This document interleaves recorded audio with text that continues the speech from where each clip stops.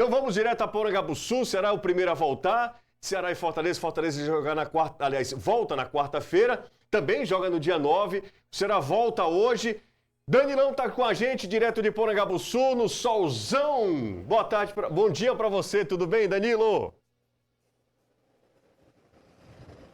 Ótimo dia, Jussier, para você e para todos. Percebeu, né, o solzão aqui em Porangabuçu, e nesse clima os atletas vão reapresentar à tarde.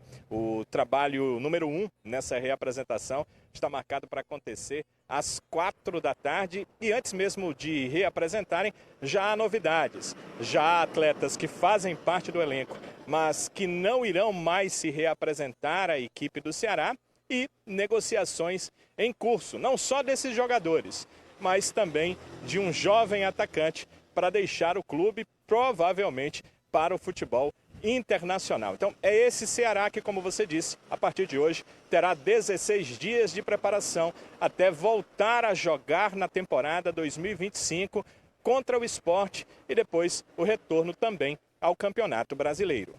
Danilão vai ficar com a gente para a gente bater papo com o Danilo. Caio e Renato também estão aqui para a gente conversar sobre essa reapresentação do Ceará nessa temporada que é tão desafiadora ainda pela frente. Será que faz um campeonato brasileiro ok, não dá para dizer que é um campeonato espetacular, mas longe de um campeonato preocupante. Será faz um campeonato dentro do que a gente imaginava mesmo, de uma dificuldade, mas conquistando pontos, principalmente dentro de casa. Nós temos alguns pontos a abordar e eu já vou passar a bola para vocês, mas eu já aproveitar, Danilo, para saber de dois gringos, se eles já se apresentam também no Ceará nesse reinício de trabalho, que é o Martínez e também Jorge Recalde. Os dois se apresentam normalmente ou nem se apresentam, Danilo?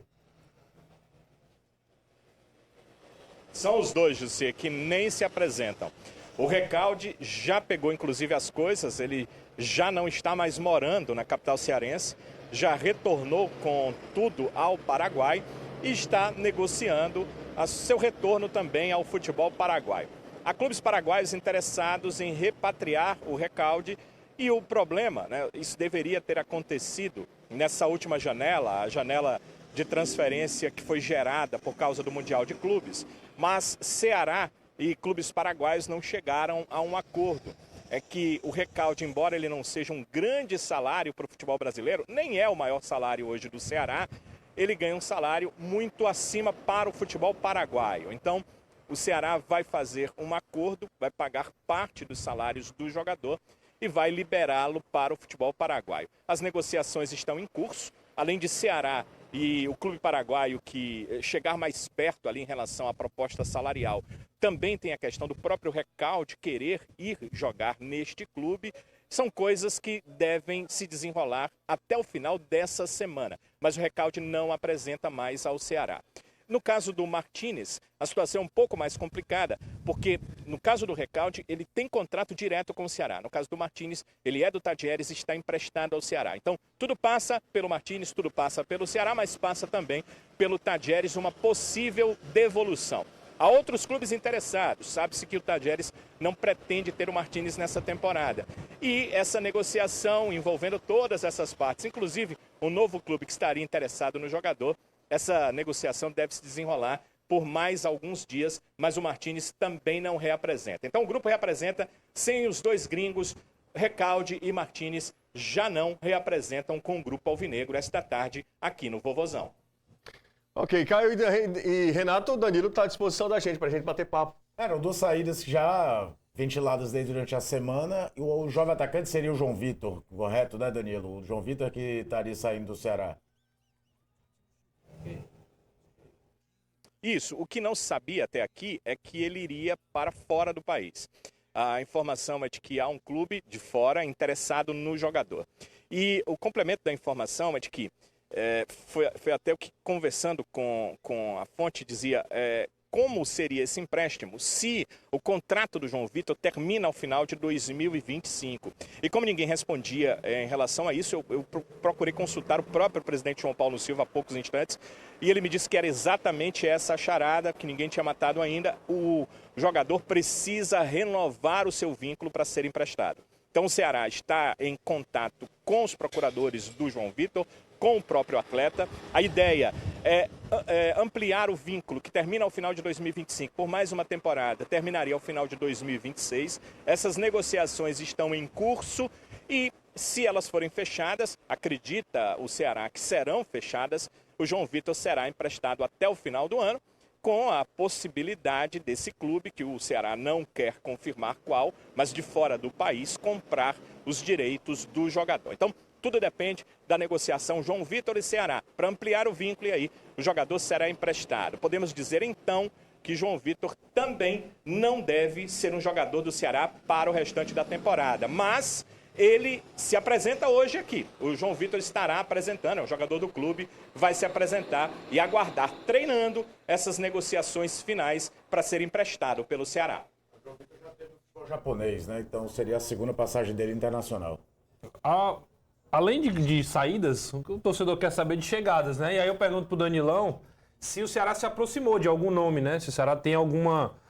já tem negociações em curso, a gente já sabia disso, mas se houve alguma... se esquentou algum desses negócios que o Ceará tem em mente. Nomes o clube ainda não libera, Renato, mas a informação é de que sim, há um nome muito próximo de fechar, e embora o clube ele tem uma tendência a querer contratar logo um volante, porque foi um pedido do Léo Condé. É bom que se diga que o departamento de futebol busca primeiro um volante. A pedido do Léo, o Léo acha que é hoje a posição mais carente, é o que ele mais precisa. Apesar disso, o Ceará se aproximou mais de um atacante de lado. Então, essa pode ser a primeira contratação na próxima janela, que se abre no dia 10 de julho. Um atacante de lado estaria mais próximo de fechar com o Ceará, mas a prioridade de contratação segue sendo essa, um volante, um atacante de lado. Até foi dito pelo próprio presidente João Paulo Silva que um centroavante não está descartado, mas no momento o Ceará tem o Pedro Raul, o Ailon é uma opção para aquele setor, embora não seja um jogador exatamente do setor, e o garoto Guilherme deve ter também oportunidades nesse restante de temporada. Então, esse centroavante só virá se o Ceará conseguir achar alguém com a qualidade de disputar a posição de titular. Caso contrário, fica o Pedro Raul como titular hoje, e aí Ailon e Guilherme seriam as opções. Legal, valeu Danilo, obrigado pelas informações, um solzão para cada um aí em Porangabuçu, muito obrigado, será que volta aos trabalhos hoje? E ao longo da semana a gente vai acompanhar esse Ceará que no dia 9 joga contra o Sport. Pois não, Danilo? Cortou, né? Não. Só para confirmar alguns detalhes que o torcedor deve estar sequioso para saber o que vai apresentar, já treinando ou não. De todos os atletas que estavam no departamento médico, apenas 2 não apresentam direto para o campo. Um deles é o Luiz Otávio, que ainda tem alguns dias aí, até 13 de agosto, ele segue um protocolo clínico de uma cirurgia no joelho. São 9 meses de protocolo, então só em 13 de agosto ele deve voltar a treinar no campo com enfrentamento. Ele vai até para o campo, trabalha a parte física, trabalha a parte técnica, mas sem enfrentamento. E o Richardson.